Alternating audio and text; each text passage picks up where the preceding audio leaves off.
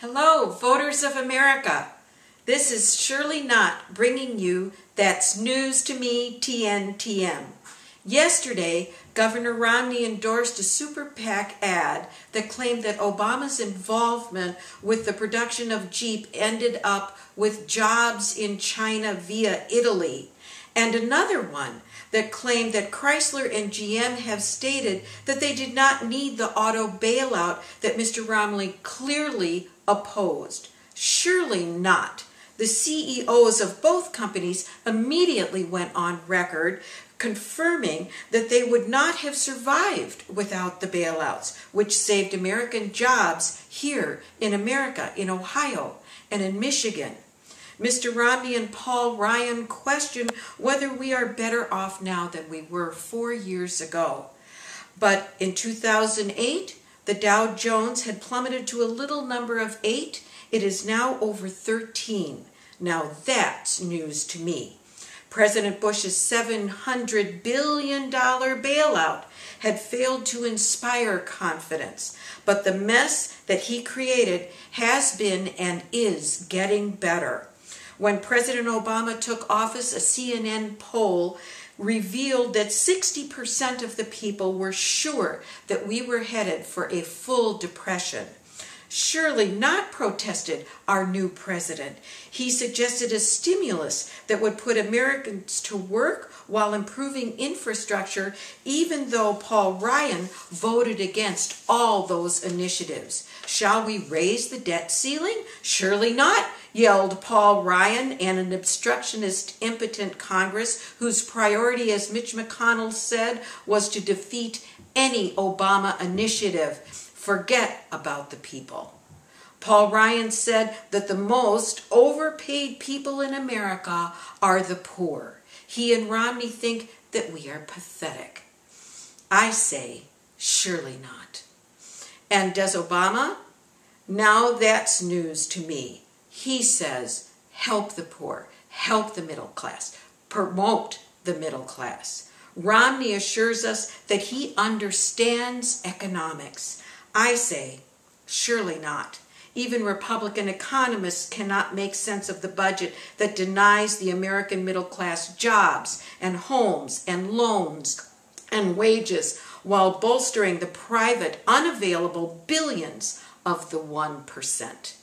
And then Ohio, John Boehner, your John Boehner, refused to bring to a vote the confirmation of a Nobel Prize-winning economist who was dismissed as, quote, unqualified by John Boehner. I say, surely not. We can trust a voucher system for Medicare that Romney Ryan want? Surely not. That places our health care back into the hands of private businessmen whose responsibility is to the bottom line, not the people. And what about our superstorm, Sandy? As chairman of the House Budget Committee, Ryan wanted to get rid of FEMA, food stamps, education, health for women, and parcel the budget out to defense spending. Wars. They don't care how many die out on the street. Just don't mess with our guns. The Republicans are against the oversight and regulations that Obama put in place on the oil industry, charge cards, insurance companies, banks, while admitting that we have environmental issues that cannot be ignored.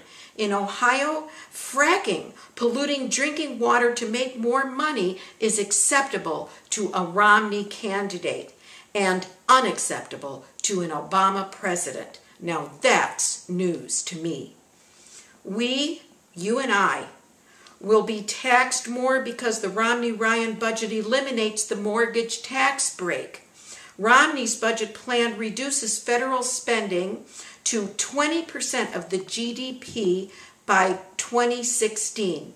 If the wealthy do not pay their share as suggested, the only way to make enough money to reduce the deficit would be to slash federal programs, including Medicaid and education. What about foreign affairs? Bush left the U.S. a disrespected, violent outlier. Obama has ended the Bush-Iraq War, in which 4,000 Americans died and many more Iraqis. He sought out and killed the man responsible for 9/11 and has earned the respect of the world. Obama is not a bully. He's a listener. No president has been more of a staunch defender for Israel, but he will not ignore the plight of the Palestinians. Obama intended to enter into an era of cooperation, as evident in his red state, blue state convention speech, but his efforts have been thwarted at every turn.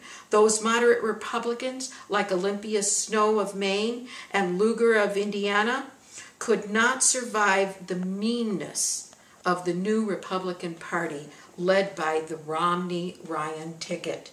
The American Recovery and Reinvestment Act of 2009, $787 billion in stimulus created 3.6 million jobs, and the job report, the newest job report, just came out today, better than expected. While Germany championed austerity measures that have failed, Obama has fought hard to bring the economy back with measures like the Dodd-Frank Wall Street Reform and Consumer Protection Act, which restricts the freedom of bank practices like predatory lending. Healthcare, the student aid Pell Grants, and AmeriCorps, a public service program that has tripled since Obama took office, at no further expense to us, the taxpayers.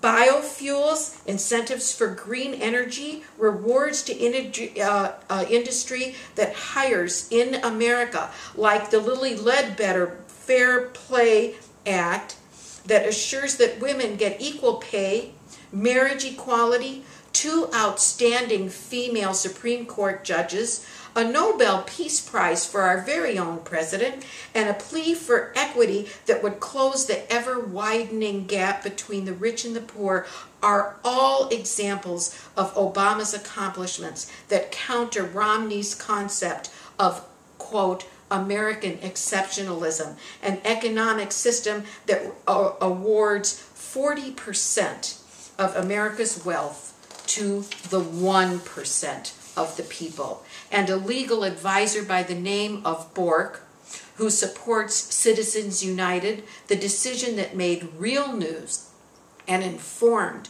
voting public impossible. Is this chaotic, mean mess what we want? Surely not, I say, which is why we must vote for Barack Obama. For TNTM, this has been a message from yours truly, Shirley Knott.